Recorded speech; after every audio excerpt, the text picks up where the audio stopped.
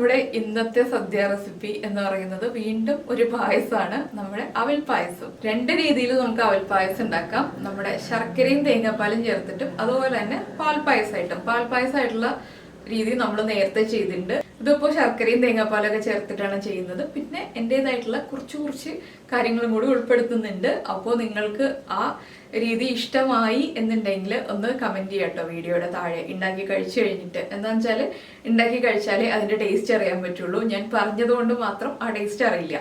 പിന്നെ പായസത്തിൽ മധുരം ചേർക്കുമ്പോൾ അധികം മധുരം താല്പര്യം ഉണ്ടെങ്കിൽ ഞാൻ പറയുന്ന അളവിൽ നിന്ന് കൂടുതലായിട്ട് ചേർക്കാം കേട്ടോ. ഞാൻ പറയുന്നത് എപ്പോഴും ഒരു മീഡിയം മധുരം ഉണ്ടാകുന്ന രീതിയിലാണ്. അപ്പോൾ നിങ്ങൾക്ക് നല്ല മധുരം ഇഷ്ടമാണെന്നുണ്ടെങ്കിൽ കുറച്ചുകൂടി മധുരം ചേർക്കാം. ഒരു 50 ഗ്രാമോ, ഞാനിപ്പോൾ ഗ്രാമിലാണ് എല്ലാ പായസങ്ങളിലും ശർക്കരയുടെ അളവ് പറയാം. അപ്പോൾ ഒരു 50 ഗ്രാമോ 75 ഗ്രാമോ ശർക്കര കൂടുതലായിട്ട് ചേർത്തിട്ടുണ്ടെങ്കിൽ നമ്മുടെ പായസത്തിന്റെ മധുരം വ്യത്യാസം വരുത്താം. പിന്നെ തേങ്ങാപ്പാൽ എടുക്കുന്നതാണ് എല്ലാവർക്കും സംശയമുള്ള ഒരു കാര്യം. തേങ്ങാപ്പാൽ എങ്ങനെയാണ് എടുക്കുക എന്നുള്ളത് ഈ വീഡിയോയുടെ താഴെ ഡിസ്ക്രിപ്ഷനിൽ ഞാൻ കൊടുക്കാം. അപ്പോൾ അത് തേങ്ങാപ്പാൽ എടുക്കാൻ അറിയാത്ത കുട്ടികൾക്ക് ഹെൽപ്ഫുൾ ആയിരിക്കും തോന്നുന്നു. അങ്ങനെ എല്ലാവർക്കും മനസ്സിലാവുന്ന രീതിയിൽ തന്നെ കൊടുക്കുകയാണെങ്കിൽ, അതെന്ന് വെച്ചാൽ എപ്പോഴും നമുക്ക് നമ്മുടെ ഈ തേങ്ങാപ്പാൽ ചേർത്തിട്ടുള്ള പായസത്തിന് കമന്റ്സ് വരാറുണ്ട്. എങ്ങനെയാണ് തേങ്ങാപ്പാലിന്റെ അളവൊന്ന് പറഞ്ഞു തരൂ, എങ്ങനെ എത്ര വെള്ളം ചേർത്തിട്ടാണ് തേങ്ങാപ്പാൽ എടുക്കുക എന്നുള്ളതൊക്കെ. അപ്പോൾ അതൊന്ന് കൊടുത്തിട്ടുണ്ടെങ്കിൽ നോക്കിയെടുക്കാൻ എളുപ്പമാണല്ലോ. അപ്പോൾ പിന്നെ എനിക്ക് കമന്റ്സ് വന്നിരുന്നത് കഴിഞ്ഞ ദിവസമൊക്കെ ഈ പായസങ്ങളെല്ലാം ഉണ്ടാക്കി കൊടുത്തിട്ട് രാജീവേട്ടൻ്റെ ഷുഗർ കൂട്ടുന്നുണ്ടോ എന്നൊക്കെ ചോദിച്ചിട്ടായിരുന്നു. ഞാൻ കുറച്ച് ടേസ്റ്റ് ചെയ്യാനേ കൊടുക്കുന്നുള്ളൂ കേട്ടോ, ബാക്കി കഴിപ്പിക്കുന്നില്ല. മുഴുവൻ പായസവും വീട്ടിൽ തന്നെയല്ല കഴിക്കുന്നത്, അതുകൊണ്ട് ഷുഗറൊന്നും കൂടില്ല. നിങ്ങളെല്ലാവരും കമന്റിൽ ഇങ്ങനെ എൻ്റെ അടുത്ത് ചോദിച്ചുകൊണ്ടിരിക്കുന്നുണ്ട് ഷുഗർ കൂട്ടാനാണോ പരിപാടി ഓണായിട്ടെന്നൊക്കെ. അപ്പോൾ അങ്ങനെയല്ല കേട്ടോ. അപ്പോൾ എന്തായാലും നമുക്ക് നമ്മുടെ അവൽ പായസം എങ്ങനെയാണ് ഉണ്ടാക്കുന്നതെന്ന് നോക്കാം.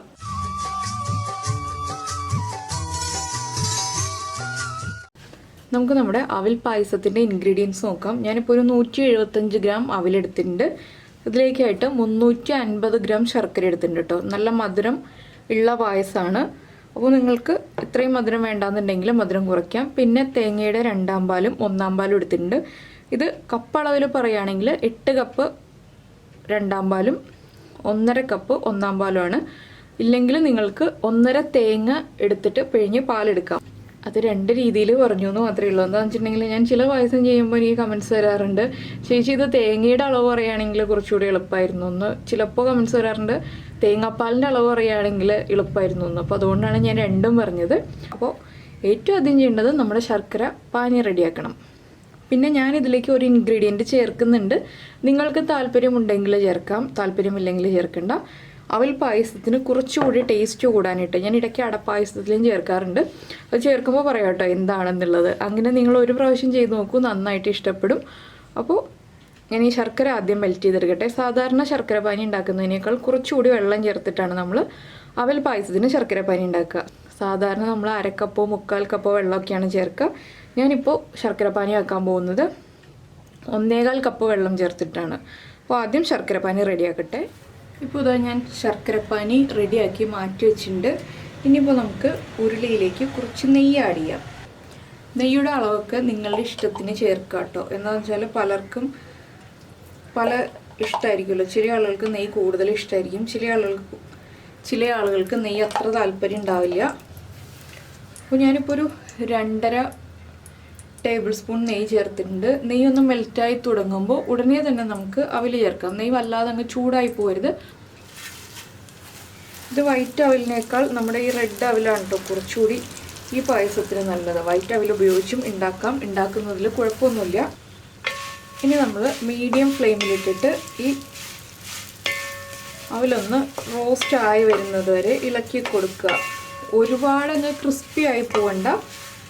അവലൊന്ന് നന്നായിട്ട് ചൂടായി ചെറുതായിട്ട് ബലം വെച്ച് വരുന്ന അത്രയും മതി. അപ്പോൾ നമ്മൾ അവൽ പായസം തന്നെ പാൽപ്പായസം ചെയ്തിട്ടുണ്ട് അവലിൻ്റെ തന്നെ. ഇതാകുമ്പോൾ കുറച്ചുകൂടി ഈസിയാണ് എന്ന് എനിക്ക് തോന്നുന്നു. എനിക്ക് കൂടുതലും ശർക്കര പായസങ്ങളാണ് ഇഷ്ടം, അതുകൊണ്ടാണ് ഞാൻ കുറച്ചുകൂടി ഈസി എന്ന് പറഞ്ഞത് കേട്ടോ.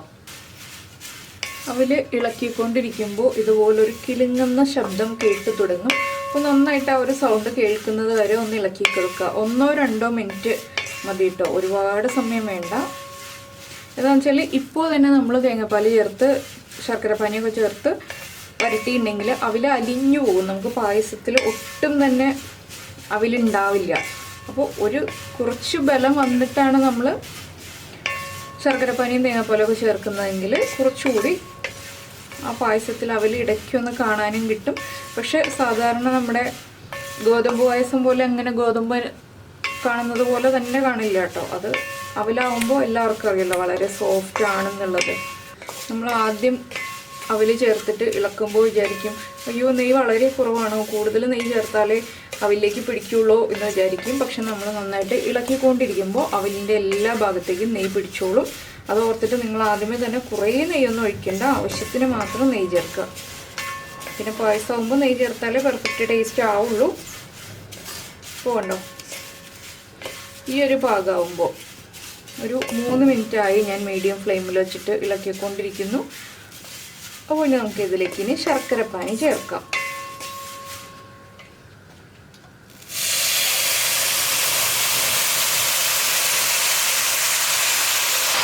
ശർക്കരപ്പാനി ചേർത്തിട്ട് ഇളക്കി കൊടുക്കുക.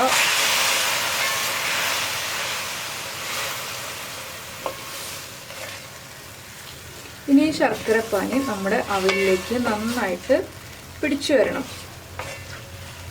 ഒരു 3 മുതൽ 4 മിനിറ്റ് വരെ സമയം എടുത്തിട്ടുണ്ടെങ്കിൽ ശർക്കരപ്പാനി അവലിലേക്ക് നന്നായിട്ട് പിടിച്ചു വന്നോളൂ കേട്ടോ. ഇപ്പോൾ തന്നെ ഇതാ അവൽ കുതിർന്ന് സോഫ്റ്റായി തുടങ്ങും. ഇടയ്ക്ക് ഇളക്കി കൊടുക്കുക, എപ്പോഴും ഇളക്കേണ്ട ആവശ്യമില്ല. ഇപ്പോൾ ഇതാ കണ്ടോ നമ്മുടെ ശർക്കരപ്പാനി വറ്റിത്തുടങ്ങി. ഇനി നമുക്കിതിലേക്ക് തേങ്ങയുടെ 2ാം പാല് ചേർക്കാം. 3ാം പാല് ചേർക്കുന്നുണ്ടെങ്കിൽ നിങ്ങൾക്ക് 3ാം പാല് ചേർക്കാം. പക്ഷേ അവൽ പായസത്തിന് 3ാം പാല് ചേർക്കണം എന്നില്ല കേട്ടോ. ഇതിപ്പോൾ നന്നായിട്ട് വറ്റിക്കഴിഞ്ഞു. അതിന് ശേഷമാണ് ഞാനിപ്പോൾ 2ാം പാൽ ആഡ് ചെയ്യുന്നത്. നമ്മൾ അവലെടുത്തപ്പോൾ കുറേ ഉണ്ടായിരുന്നു, പക്ഷേ ശർക്കരപ്പാനിയിലേക്ക് ചേർത്ത് കഴിഞ്ഞപ്പോൾ അവലിൻ്റെ അളവ് കുറഞ്ഞു. ഞാൻ എപ്പോഴും തേങ്ങാപ്പാൽ കുറച്ച് കൂടുതലാണ് എടുത്ത് വയ്ക്കാം. ഞാൻ പറയുന്ന അളവ് നിങ്ങൾ എടുത്തു എന്ന് വെച്ചിട്ട് കുഴപ്പമില്ല, ഞാൻ ആ ചേർക്കുന്ന അളവാണ് പറയുന്നത്. പക്ഷേ എപ്പോഴും ഒരു കരുതലായിട്ട് കുറച്ച് കൂടുതലായിട്ട് എടുത്ത് വയ്ക്കും. ഇനി നമുക്ക് ഈ അവിലും തേങ്ങാപ്പാലും എല്ലാം ചേർത്ത് ഒന്നിളക്കുക. ഞാൻ തേങ്ങാപ്പാൽ കൂടുതൽ എടുക്കുന്നതിൻ്റെ കാര്യം എന്താണെന്ന് വെച്ചാൽ ഇത് കണ്ടോ, ഇതുപോലെ ഒന്ന് ഇളക്കി വരുമ്പോൾ നമുക്ക് തേങ്ങാപ്പാൽ കുറവായിട്ട് എപ്പോഴും തോന്നും. എൻ്റെ കാര്യം പേഴ്സണലായിട്ട് എൻ്റെ കാര്യമാണ് ഞാൻ പറയുന്നത്. അപ്പോൾ നിങ്ങൾക്ക് ചിലപ്പോൾ അങ്ങനെ തോന്നണം എന്നില്ല. അപ്പോൾ അങ്ങനെ വരുമ്പോൾ ചേർത്ത് കൊടുക്കാനാണ് ഞാൻ കൂടുതലായിട്ട് തേങ്ങാപ്പാൽ എടുത്ത് വയ്ക്കുന്നത്. പിന്നെ ഞാൻ ബാക്കിയിരിക്കുന്ന തേങ്ങാപ്പാലും കൂടി ചേർക്കാണ്. നമ്മളെടുത്തിരുന്ന തേങ്ങാപ്പാലും മുഴുവനും ചേർത്ത് കഴിഞ്ഞു. ഇനി ഇതൊന്ന് തിളക്കട്ടെ. തിളച്ച് കഴിഞ്ഞിട്ട് നമ്മൾ ഇടയ്ക്കിടയ്ക്ക് ഇളക്കി കൊടുക്കുക. ഒന്ന് കുറുകി വരുമ്പോൾ കണ്ടിന്യൂസ് ആയിട്ട് ഇളക്കി കൊടുക്കുക. പിന്നെ വലിയ ഉരുളിയിലൊക്കെ നമ്മൾ പായസം ചെയ്യുമ്പോൾ, ഇപ്പോൾ വലിയ ഉരുളി അല്ലെങ്കിൽ വലിയ പാത്രങ്ങളിൽ പായസം ചെയ്യുമ്പോൾ തിളച്ച് പോവും എന്നുള്ള പേടിയൊന്നും വേണ്ട. തിളച്ച് കുറുകുന്നതനുസരിച്ച് നമ്മൾ ഇളക്കി കൊടുത്തുകൊണ്ടിരിക്കണം എന്നുള്ള ഒറ്റ കാര്യമുള്ളൂ. പിന്നെ നിങ്ങൾക്ക് ഒരു ഓപ്ഷനും കൂടി ഞാൻ തരാം. ഇപ്പോൾ ഒരു ഡെസേർട്ടായിട്ട് നമ്മൾ സെർവ് ചെയ്യണമെന്നുണ്ടെങ്കിൽ, ഫ്രിഡ്ജിൽ വെച്ച് തണുപ്പിച്ചിട്ടാണ് ഈ പായസം സെർവ് ചെയ്യുന്നതെന്നുണ്ടെങ്കിൽ, കുറച്ച് അവൽ നെയ്യിൽ ഫ്രൈ ചെയ്തിട്ട് ലാസ്റ്റ് നമ്മൾ സെർവ് ചെയ്യുന്നതിന് തൊട്ട് മുന്നേ ആയിട്ട് മുകളിലൊന്ന് വിതറി കൊടുക്കുക. അപ്പോൾ അതൊന്ന് കഴിക്കാൻ കിട്ടുമ്പോൾ കുറച്ചുകൂടി ടേസ്റ്റ് ഉണ്ടാവും. അത് സെർവ് ചെയ്യുന്നതിന് തൊട്ട് മുന്നേ മാത്രം ചെയ്യുക. ഇപ്പോൾ ഞാൻ ഇതിലേക്ക് ഒരു ഇൻഗ്രീഡിയൻറ്റ് ചേർക്കണം. ഞാൻ നേരത്തെ പറഞ്ഞില്ലേ, അത് നിങ്ങൾക്ക് താല്പര്യമുണ്ടെങ്കിൽ ചേർക്കാം, താല്പര്യമില്ലെങ്കിൽ ചേർക്കണ്ട. നമ്മളിപ്പോൾ അതൊരു ഡെസേർട്ടായിട്ടാണ് സെർവ് ചെയ്യുന്നതെങ്കിൽ ഈ ഒരു ഇൻഗ്രീഡിയൻറ്റും കൂടി ചേർത്തിട്ടുണ്ടെങ്കിൽ ടേസ്റ്റ് കൂടും കേട്ടോ. എന്താണെന്ന് വെച്ചിട്ടുണ്ടെങ്കിൽ ഇൻസ്റ്റൻറ്റ് കോഫി പൗഡറാണ്. നെസ്കഫെയോ ബ്രൂവോ ഏതാണോ നിങ്ങളുടെ കയ്യിലുള്ളത്, ഇൻസ്റ്റൻറ്റ് കോഫി പൗഡർ ആയിരിക്കണം എന്ന് മാത്രം അത് ചേർക്കുക. ഒരു പ്രത്യേക കോഫി ഫ്ലേവർ വരും നമ്മുടെ പായസത്തിന്.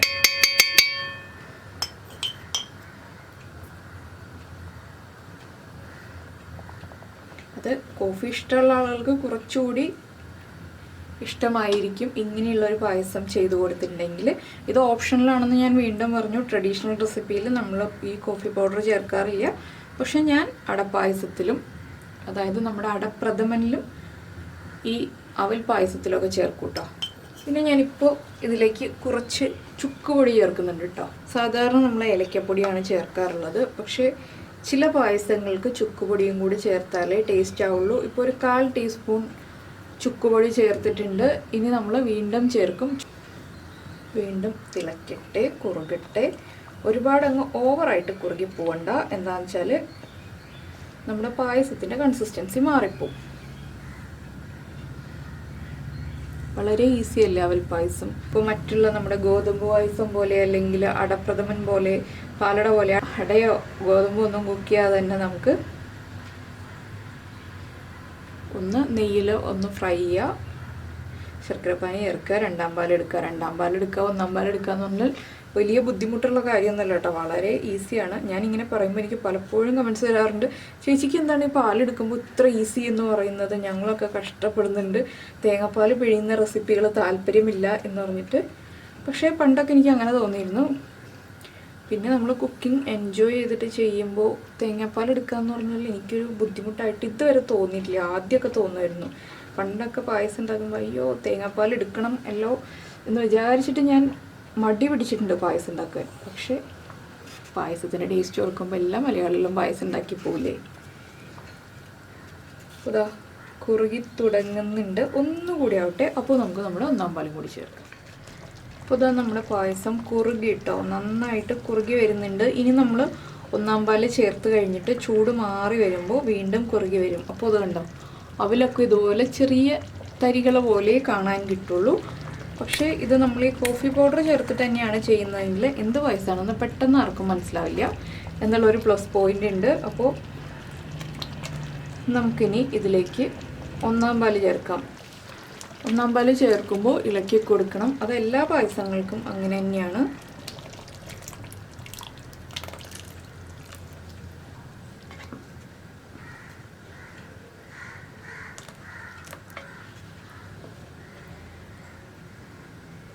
കണ്ടോ, ഒന്നാം പാല് ചേർക്കുമ്പോൾ തന്നെ വീണ്ടും കുറുകും. ഇനി ഇതിൻ്റെ ചൂട് മാറി വരുമ്പോൾ വീണ്ടും നന്നായിട്ട് പായസം കുറുകി വരും കേട്ടോ. ഇപ്പോൾ ഇതാ നന്നായിട്ട് ചൂടായി തുടങ്ങുന്നുണ്ട്. ഒന്നുകൂടി ഇളക്കി മിക്സ് ചെയ്യുക. ഒന്ന് ആവി വന്നു കഴിയുമ്പോൾ നമുക്ക് ഫ്ലെയിം ഓഫ് ചെയ്യാം.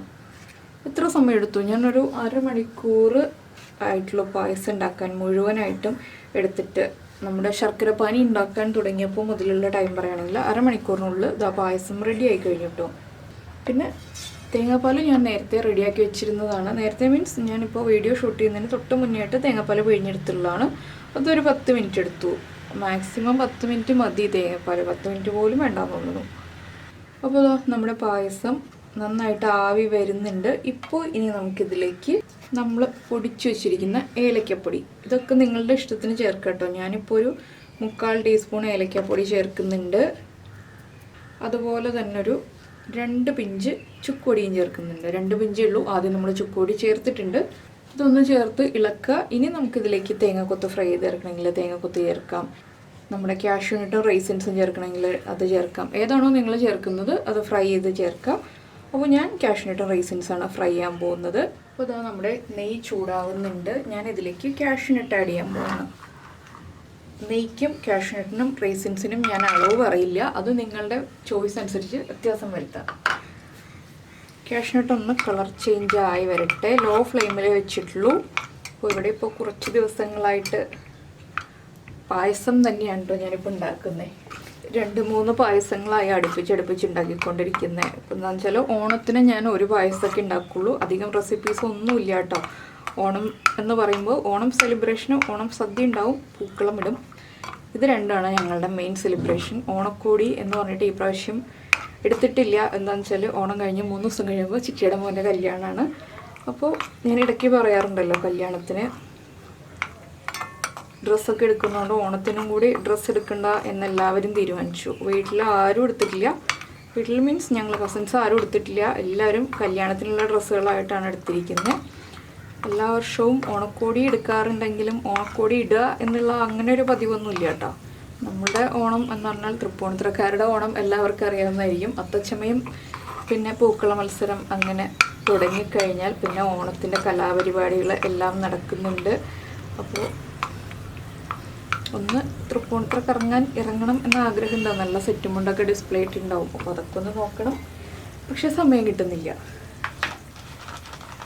കല്യാണത്തിരക്കും കൂടി വന്നതുകൊണ്ട്. അപ്പോൾ ഞാൻ കുറച്ച് റൈസിൻസ് ആഡ് ചെയ്യുന്നുണ്ട്. കുറച്ചേ ചേർക്കുന്നുള്ളൂ കേട്ടോ, അധികം ചേർക്കുന്നില്ല. എനിക്ക് അത്ര താല്പര്യമല്ല ഈ മധുരമുള്ള സംഭവങ്ങളിൽ പുളി എന്ന് പറയുന്നത്. നമ്മുടെ പായസത്തിന് മധുരല്ലേ, അപ്പോൾ അതിലേക്ക് ചെറിയ പുളിയാണെങ്കിൽ പോലും താല്പര്യമില്ലാത്തതുകൊണ്ടാണ്. പിന്നെ കല്യാണത്തിൻ്റെ വീഡിയോ ഒക്കെ വ്ളോഗായിട്ട് ചെയ്യുമെന്ന് ചോദിച്ചാൽ ചെയ്യാൻ പറ്റില്ല കേട്ടോ. എന്താണെന്ന് വെച്ചാൽ നമുക്ക് കല്യാണം എന്ന് പറയുമ്പോൾ നമ്മളൊരു ഫങ്ഷൻ അറ്റൻഡ് ചെയ്യാൻ പോകുന്നതല്ലല്ലോ, നമ്മുടെ വീട്ടിലെ കല്യാണമല്ലേ. അപ്പോൾ ക്യാമറ പിടിച്ചിട്ടോ ഫോൺ പിടിച്ചിട്ടോ ഒന്നും ഷൂട്ട് ചെയ്ത് നടക്കാൻ പറ്റില്ല. കുറേ കാര്യങ്ങളൊക്കെ ഉണ്ടാവും, വരുന്ന ഗസ്റ്റിനൊക്കെ റിസീവ് ചെയ്യണം, അങ്ങനെ കുറേ കാര്യങ്ങളൊക്കെ വരുമ്പോൾ അതൊരു വ്ളോഗായിട്ട് ചെയ്യാൻ പറ്റില്ല. ഞാൻ ഫോട്ടോസ് ഷെയർ ചെയ്യാം നിങ്ങളുടെ അടുത്ത്. അപ്പോൾ ഇതാ നമ്മുടെ റൈസിൻസും റെഡിയായി. നമുക്കിത് നമ്മുടെ പായസത്തിലേക്ക് ആഡ് ചെയ്യാം. ഇനിയിപ്പോൾ നമുക്ക് പായസം നന്നായിട്ടൊന്ന് ഇളക്കി കൊടുക്കാം. ഒന്ന് ഇരുന്ന് കുറുകി വരുമ്പോൾ വീണ്ടും ഉള്ള കൺസിസ്റ്റൻസി ഞാൻ കാണിച്ചു തരാം കേട്ടോ. ഇപ്പോൾ കുറച്ച് ലൂസായതുപോലെയാണ് ഇരിക്കുക. പക്ഷെ ഒരു മണിക്കൂർ കഴിഞ്ഞിട്ട് നമ്മൾ നോക്കുകയാണെങ്കിൽ പായസത്തിൻ്റെ ചൂട് മാറി വരുമ്പോൾ കറക്റ്റായിട്ട് തിക്കായി വന്നിട്ടുണ്ടാവും കേട്ടോ. അപ്പോൾ ഇതാ നമ്മുടെ അവിൽ പായസം ചൂടൊക്കെ കുറഞ്ഞ് തുടങ്ങിയിട്ടുണ്ട്. കംപ്ലീറ്റ് ആയിട്ട് ചൂട് മാറിയിട്ടൊന്നുമില്ല കേട്ടോ, ഒന്ന് ചൂട് കുറഞ്ഞിട്ടേ ഉള്ളൂ. അപ്പോൾ എന്തായാലും എല്ലാവരും വളരെ ഈസി ആയിട്ട് ഉണ്ടാക്കാൻ പറ്റുന്ന ഈ അവിൽ പായസം ഓണത്തിനോ ഇല്ലാതെ നിങ്ങൾക്കിപ്പോൾ ഒരു പായസം കഴിക്കണം എന്ന് തോന്നുമ്പോഴോ എപ്പോഴെങ്കിലുമൊക്കെ ഉണ്ടാക്കി കഴിക്കുക. ഉണ്ടാക്കി കഴിച്ചു കഴിഞ്ഞിട്ട് എന്താണ്, ഇഷ്ടമായോ ഇല്ലയോ, എങ്ങനെയാണ് എന്നുള്ള അഭിപ്രായം നമ്മുടെ വീഡിയോയുടെ താഴെ ഒന്ന് കമൻറ്റ് ചെയ്യുക. അതുപോലെ തന്നെ നിങ്ങൾക്ക് ഇഷ്ടപ്പെട്ട നമ്മുടെ റെസിപ്പീസ് കുക്കിംഗ് താല്പര്യമുള്ള ആളുകൾക്കൊന്ന് ഷെയർ ചെയ്ത് കൊടുക്കുക. ഇപ്പോൾ കണ്ടോ നമ്മുടെ പായസം നമുക്ക് ഇലയിൽ ഒഴിച്ചുണ്ണാൻ പാകത്തിൽ കുറുകി വന്നിട്ടുണ്ട്. അപ്പോൾ ഇതാണ് നമ്മുടെ പായസത്തിൻ്റെ കൺസിസ്റ്റൻസി.